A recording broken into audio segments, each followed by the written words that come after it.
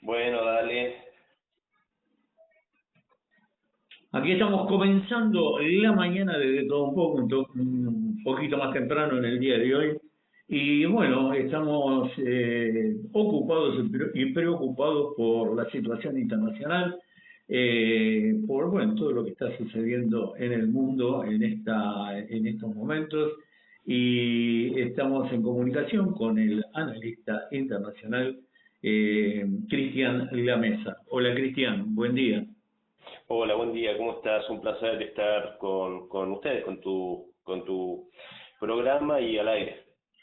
La verdad que, bueno, te convocamos para que nos digas una interpretación de lo que está sucediendo en el mundo. Bueno, la guerra de Ucrania, Trump arremetiendo contra Venezuela, ahora contra Groenlandia, y parece ser que no sé si hubo un acuerdo en Alaska, pero hay un avance por un lado de Estados Unidos y por otro lado uno ve que en la parte de Latinoamérica como que Rusia está más moderada, ¿no? Que en otras oportunidades. ¿Cuál es tu visión de esto? Mira, la visión mía respecto a la situación actual no varía demasiado de lo que vengo diciendo y marcando desde el mismo momento que ganó Donald Trump las elecciones, incluso desde antes. Donald Trump es un hombre de negocios, es un realista, es un pragmático y desde el primer momento, si vos recordás las declaraciones que hizo prácticamente inmediatamente después de que fuera proclamado ganador de las elecciones, fue justamente delinear su área de influencia, claramente. Algunos no lo interpretaron así, yo sí. Él mencionó justamente a Groenlandia, que yo en ese momento dije, ojo que esto es lo más importante en la agenda de Donald Trump. Habló de Canadá como el estado número 51, habló del canal de Panamá, habló de la frontera sur con México, eh, evidentemente marcando que Estados Unidos volvía a delimitar esa área de influencia, o sea que se iba a retirar de otros lugares, eso no lo dijo explícitamente, pero queda implícito, para volver a redirigir esa área de influencias. Yo creo que Donald Trump, al contrario de lo que hacía Joe Biden como buen globalista que era, y también ese es justamente el dilema y el enfrentamiento con los dirigentes europeos actuales, con la mayoría que son globalistas al servicio de las grandes corporaciones multinacionales.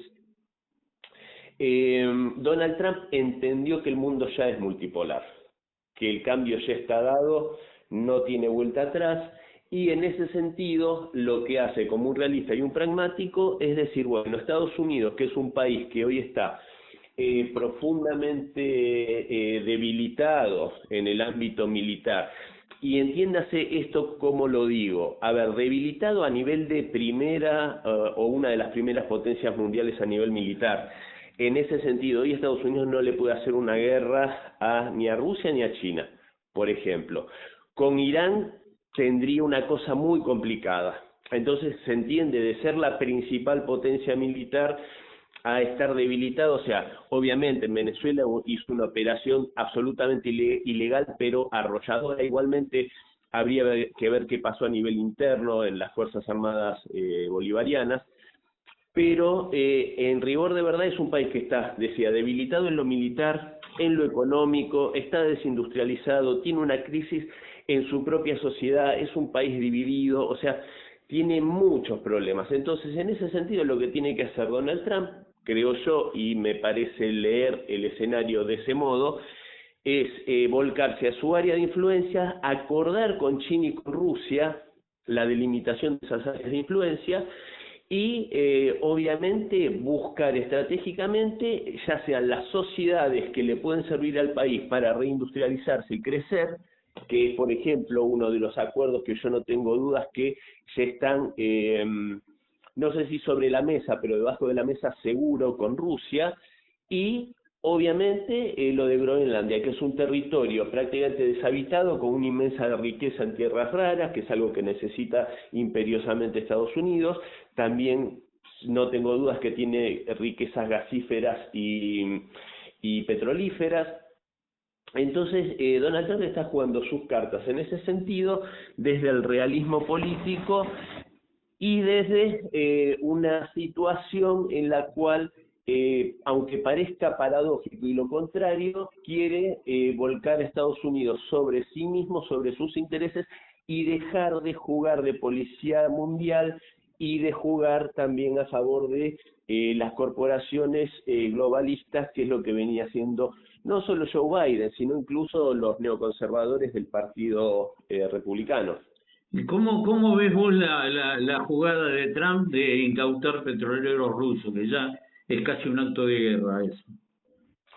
Sí, yo te digo, eso del incautar el petrolero ruso, en realidad no era un petrolero ruso, se cambia la bandera en alta mar, que es algo que en la legislación rusa se puede hacer, pero no en las leyes internacionales del mar. Con la bandera que vos salís de puerto es la que vale. Entonces yo creo que fue una jugada de Rusia intentando, en solidaridad con Venezuela, ayudarla, pero bueno, también hay que entender algo, porque yo creo que ahí, a mi modo de ver, humildemente, alguien en el Ministerio de Transporte de Rusia cometió un pequeño error, porque no se puede hacer esa jugada y después quedar pagando sin una reacción militar, porque como vos muy bien decís, si eso era así de verdad y no una mascarada, Rusia tendría que haber contestado, o los submarinos o lo que estaba ahí por la zona haber actuado, cosa que no sucedió. Entonces yo creo que en ese sentido hay cierta reacción por parte de Rusia y de China de apoyo a sus aliados comerciales, pero también teniendo en cuenta que a Rusia y a China también le conviene la delimitación de zonas de influencia, que como yo siempre digo, no es que va a ser estrictamente y a rajatablas, bueno, toda América es para Estados Unidos, toda Asia-Pacífico para China, toda Eurasia para Rusia. No va a ser así. Japón y Corea del Sur van a seguir siendo zona de influencia de Estados Unidos. Taiwán sin duda va a ser respetado y es cuestión de tiempo para que pase a reincorporarse como parte de China, y no como una provincia rebelde como lo es ahora. Y por supuesto la tranquilidad en las fronteras de Rusia, y no ser más acosado a través de Ucrania, o como se intenta con Georgia, Moldavia, etcétera. Entonces, en ese sentido, el trabajo tiene también de ciertas sutilezas, porque los grados de compromiso... A ver, vos fíjate una cosa, la operación en Venezuela fue sorprendente, a todos nos sorprendió, porque yo sostenía que no iba a haber una operación militar, pero vos fíjate que me equivoqué, pero no me equivoqué, porque fue una operación militar absolutamente ilegal. Se secuestra a un presidente, con lo cual se viola la inmunidad presidencial, que es algo que está en la ley internacional, pero al mismo tiempo no se cambia el gobierno. Eso es algo inédito para Estados Unidos. Eso también marca, como yo vengo sosteniendo hace muchos años, que Trump es una anomalía en el sistema. Entonces, vos fíjate que el tipo no es ideológica la cuestión, no es voy a sacar al chavismo, voy a sacar... No, es petrolera la cuestión.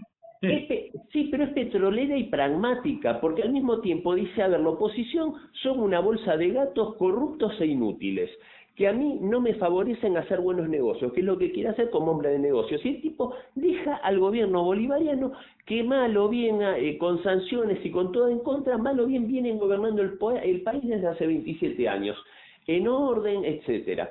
Entonces vos fíjate el pragmatismo del tipo. Entonces, al mismo tiempo, tampoco es que está sacando un gobierno que tiene negocios con Rusia y China. Es decir, Lo que bueno, pasa es que vamos a... también Trump deja entrever un arreglo con Delcy Rodríguez. Es que está ese arreglo. Mm. Está ese arreglo. Pero el tema es el siguiente, yo te hago una pregunta, porque, a ver, ¿qué es mejor? A ver, las cartas están echadas, porque la realidad uno tiene que trabajar en base a la realidad, no en base a lo que le gustaría. Entonces, ¿qué sería mejor? Que Donald Trump hubiese barrido absolutamente, como dijo, ¿qué pasó en Irán? En Irak, perdón.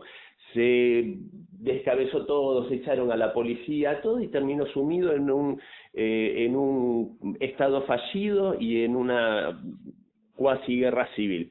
Lo Eso no mismo es en bueno para Libia. no es bueno para los negocios ni bueno para nadie. Entonces, el tipo saca a Maduro, que también, a mi modo de ver, Maduro se equivocó con los bailecitos y decirle cobarde, venga a buscarme a Miraflores. Alguien le tendría que haber dicho, Donald Trump se quiere hacer el fuerte, pero está en una situación de debilidad. Claro. Entonces, sobreactuar, no le podés decir cobarde, venga a buscarme, porque el tipo está obligado a ir a buscarte. Vos mismo lo obligaste a ir a buscarte. Entonces, con Maduro no podía hacer nada.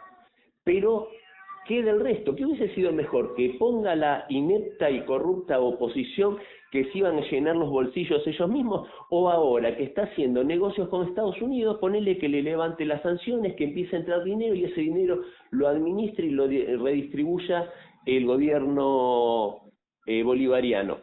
A mí me parece que esa es la anomalía y habría que ver, como dije en varios programas, habría que ver de acá a un año cómo es la situación en Venezuela, porque esto es una historia en desarrollo. Entonces, y eso se va a tener que acomodar con Rusia y China, porque vos fíjate, acordate algo que le dijo a China, que los chinos se queden tranquilos, que ellos también van a tener su petróleo. O sea, Donald Trump, ¿qué está diciendo? Los negocios van a seguir, pero a través mío. Sí, Son negocios. la única verdad es la realidad, ¿no? Exactamente. Pero vos fijate que, bueno, el orden internacional anterior está caído, la ONU no existe, ahora se plantea una ONU paralela o algo parecido con algunos países. Bueno, Europa desprendiendo teóricamente de Estados Unidos, porque ahí en toda esta melange hay un jugador que es Gran Bretaña, que es la madre de Estados Unidos y no sé cómo va a jugar porque es bastante belicista, ¿viste? Está muy raro todo, ¿no? A ver, está raro porque hay un cambio de orden mundial, eso es una realidad y eso es insoslayable. Vos decís, Inglaterra es la madre de Estados Unidos, yo concuerdo con vos, pero Estados Unidos ya se emancipó hace bastante tiempo de esa mamá tiránica, ya se separó hace bastante tiempo, y hoy, por ejemplo, el vicepresidente Vance, el vicepresidente estadounidense, es lapidario cada vez que habla del Reino Unido, de cómo, es más, en la estrategia de seguridad nacional que se publicó hace algunas semanas por parte de Estados Unidos, marca justamente el peligro que implica Europa, su pérdida de identidad cultural, su pérdida de valores, su decadencia, los mata a los europeos. Y eso implica también, obviamente, al Reino Unido. Entonces, yo creo que más, a ver, los europeos también hay que tener en cuenta algo, no pintan nada. Los europeos cayeron en la más absoluta intrascendencia y no pintan absolutamente nada, solo que ellos aún parecen no darse cuenta, creen que pueden seguir opinando, y vos fíjate que Donald Trump se burla, pero descaradamente, se les ríe en la cara. Ayer se estaba riendo de Macron con los anteojos de Sí. sol, ¿entendés? O sea, no para de humillarlos, y te das cuenta que lo disfruta. ¿A quiénes no humilla y a quiénes trata con respeto? A Xi Jinping, a Putin, a Víctor Orbán, a Kim Jong-un, fíjate los nombres que Sí, te estoy sí. dando, incluso a Claudia Sheinbaum, de México. Entonces, el tipo no es ideológico, el tipo, el choque de él es un choque civilizacional, es globalismo versus soberanismo. Ahí está el choque. Y el tema es que el mundo soberanista no es homogéneo. Vos tenés un soberanista comunista chino como Xi Jinping, tenés un soberanista como Putin, que es un conservador popular, tenés un soberanista como Robert Fico, el primer ministro de Eslovaquia, que es un socialdemócrata, izquierda, tenés a un Víctor Orbán, que es democristiano, centro-derecha, pero ¿qué tienen en común? Que todos defienden la soberanía nacional y la soberanía popular. Y ahora ¿qué papel juega Milei en ese proyecto? No, Milei es un payaso. De Milei no podemos hablar porque Milei se pone la camiseta del anti-woke y no hay personaje más woke que él. Hay que ver su historia de vida para darse cuenta que es woke, con sus perrijos, con el perro muerto y con todo. Es todo lo contrario a lo que defienden los países soberanistas que defienden los valores tradicionales. Milei no tiene nada que ver. Lo que pasa es que lo toma como una bandera, tal vez por moda, vaya a saber, porque es un muchacho bastante ignorante en el plano geopolítico, Javier Milei, porque de hecho, si vos te fijas, la política de Milei, de fondo, es lo importante, no tiene absolutamente nada que ver con la que dice defender y respaldar de Donald Trump. Donald Trump es nacionalista, defiende la industria nacional, quiere reindustrializar el país, es el que desde Franklin Roosevelt, yo no escucho un presidente norteamericano que hable tanto de la clase trabajadora. ¿Vos sabés qué hizo hace pocas semanas? No. Quiere introducir, fíjate, a favor de la clase media trabajadora estadounidense. Yo quisiera un presidente que haga algo así acá. Acá no lo hizo nadie. No lo hizo Cristina, no lo hizo Macri, no lo hizo nadie. Una ley para prohibir que los fondos de inversiones puedan comprar viviendas unifamiliares y basándolo en que las personas viven en casas, no los fondos de inversión. Entonces dijo que inviertan en oficinas, que inviertan en lo que quieran, pero en casas no. Y aparte los va a obligar a que vendan todo lo que tienen en cartera, ya adquirido. Eso va a hacer bajar los precios y que la gente, es más, explícitamente diciendo que eso es dirigido a las familias y a los que van a comprar su primer casa, a la gente joven. Vos fíjate lo que está haciendo, una medida revolucionaria que no tiene absolutamente nada que ver con las históricas medidas republicanas.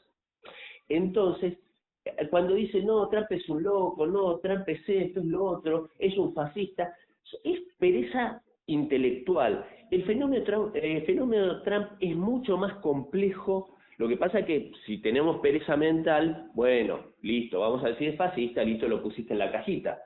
Entonces, realmente no tiene absolutamente nada que ver, a ver si Javier Milei haría una medida así para favorecer el acceso a la vivienda en la Argentina. Ahora, Cristian, ¿cómo no lo hizo nadie, no lo hicieron los progresistas acá. Sí, tenés razón. Ahora, ¿cómo ve la situación interna de Trump también? Porque está enfrentando juicios, está enfrentando presiones hasta de gente del mismo partido. A ver, yo lo digo en muchas intervenciones, a mí semanalmente yo salgo 5, 6, 7 veces en medios internacionales, medios de primer nivel de España y de otros países, de México, etcétera, de Rusia, y yo siempre digo, Donald Trump tiene mucha debilidad política. Respecto al primer Trump, es mucho más fuerte, porque el primer Trump estaba absolutamente solo. Hasta su vicepresidente lo traiciona, Mike Pence, que ahora, hace pocos días, declaró muy enfáticamente en contra de las aspiraciones de Donald Trump sobre Groenlandia. Respecto a ese Trump, el Trump de hoy tiene un núcleo duro muy leal, encabezado por su vicepresidente, que para mí va a ser el próximo presidente de Estados Unidos, J.D. Vance. Tiene a Tulsi Gabbard, la directora nacional de inteligencia, que viene del Partido Demócrata y se pasó al trumpismo, no al republicanismo, al trumpismo, igual que Robert Kennedy Jr. Tiene al jefe del FBI, Kash Patel. Tiene varios personajes, un personaje que es medio pintoresco, pero que es muy leal y por eso sigue en el cargo, el jefe del Pentágono. Pero dentro de su propio partido tiene mucha oposición también. Aparte hay mucho ruido interno en distintos estados, hay manifestaciones, hay un poco de violencia también. Eh, Que Estados Unidos está al borde ya hace bastante tiempo de una guerra civil. Hay quienes decimos que hay una guerra civil larvada, y obviamente en el mismo Estados Unidos se enfrentan intereses muy grandes que tienen que ver con este globalismo financiero, que es las corporaciones queriendo gobernar ya directamente. Antes le daban dinero a los políticos para hacer lobby e influenciar en sus decisiones. Hoy decidieron, vamos a gobernar nosotros mismos. Y lo están haciendo en Europa. Vos fíjate que Macron viene de la banca Rothschild, era empleado de la banca Rothschild. Merz, el canciller alemán, viene de BlackRock, trabajaba para BlackRock, el principal fondo de inversión a nivel mundial. Y así te puedo seguir nombrando las ONG como la Open Society de George Soros, súper poderosa, de la cual es un cachorro obediente el presidente español Pedro Sánchez. Entonces, por eso ahí lo de izquierda y derecha hay que dejarlo de lado. Eso ya es una cosa del pasado que solo sí, sirve sí, para ahora son las perseguir. corporaciones y del otro lado lo que queda. Vos fijate, Rishi Sunak, que fue premier británico, él trabajaba para Goldman Sachs, fue primer ministro del Reino Unido y ahora hace poco volvió a trabajar para Goldman Sachs. O sea, más descarado no puede ser. O sea, estos tipos nunca dejan de trabajar para esas corporaciones que obviamente trabajan para enriquecerse obscenamente y tener al pueblo en una situación de total miseria. Entonces, por eso hay que ver no lo que dicen los gobiernos y si, no, yo a Sánchez lo respaldo porque es del Partido Socialista. Está bien, pero gobierna como un tipo que está totalmente en contra de los intereses del pueblo. Entonces, hoy lo importante es eso y yo creo que en ese sentido, por supuesto que lo que estamos viendo en Estados Unidos es la colisión de esos intereses. También hay otra cosa. En Estados Unidos las Fuerzas Armadas y los servicios de inteligencia también están muy divididos en estas dos corrientes. Entonces vos tenés una situación muy, muy volátil y que realmente puede terminar derivando en un enfrentamiento abierto y armado. Así que sí, obviamente que en Estados Unidos está súper dividido, por eso tiene que ganar con mucha holgura la próxima elección y yo creo que esto denota esa urgencia con la que se está manejando, que parece que toma una vorágine que quiere hacer todo junto. Cristian, la última. Con respecto a Rusia contra la OTAN, ¿no? Porque esto ya no es ruso, nunca fue Rusia, Ucrania, ¿no? Hay también unos movimientos por el tema de la energía, que algunos están negociando por atrás, que Putin ya la lleva bastante ganada esta, ¿no? Perdóname, se entrecortó al comienzo de la pregunta. Te digo, el tema Rusia-Ucrania, ¿no? Que hay idas y venidas, que Putin ya viene avanzando sistemáticamente, incluso están arreglando por abajo con el tema del gas y del petróleo, ¿no? ¿Cómo ves el tema? A ver, la guerra en Ucrania, la guerra de la OTAN contra Rusia en Ucrania, que por eso yo creo que esto de Groenlandia, si no lleva a la implosión de la OTAN, va a llevar a una debilidad interna que va a terminar generando que caiga en la más absoluta intrascendencia la Organización Atlántica. Y en ese sentido, la guerra de desgaste que propuso Rusia, más o menos 3 meses después de iniciada la operación militar, claramente dio su fruto, su resultado, desgraciadamente a costa de la sangre de los soldados ucranianos, estos llevados como carne de cañón por los europeos y por la administración Biden al frente, y sin duda Rusia está ganando, está consolidando un triunfo que, merced a esto que hablamos de las áreas de influencia, etcétera, sin duda también yo creo que hay acuerdos pragmáticos y realistas. Creo que Trump siempre entendió la situación y lo que llevó a esa guerra. que fue justamente estas acciones totalmente locas por parte de la OTAN y de la organización, de la administración Biden, y antes de Obama, que fue el responsable del golpe de Estado de 2014 en Ucrania. Entonces yo en ese sentido lo que veo es que se van a terminar de cumplir los objetivos de Rusia. Yo creo que, y lo sostengo hace mucho tiempo, Rusia va a terminar de tomar todo lo que era la nueva Rusia, que implicaría terminar de sumar y de reincorporar a la Rusia histórica a 4 oblast más, 4 regiones más, que es Dnipropetrovsk, Kharkov, Nikolaev y Odessa. Yo creo que esa es la expectativa de mínima, y yo creo que en ese sentido Donald Trump también da señales muy claras, como hace pocos días cuando consultado sobre este tema dijo: Rusia sin duda quiere llegar a la paz, tiene voluntad, y no se llega por culpa de Zelensky. Más claro no lo podía expresar. Cristian, muchísimas gracias por la claridad, por el tiempo que nos diste. Muchas gracias. Te vamos a convocar seguramente pronto. Gracias a vos por el llamado, y por mi parte un placer, y cuentan conmigo. Hasta luego. Bueno, impresionante.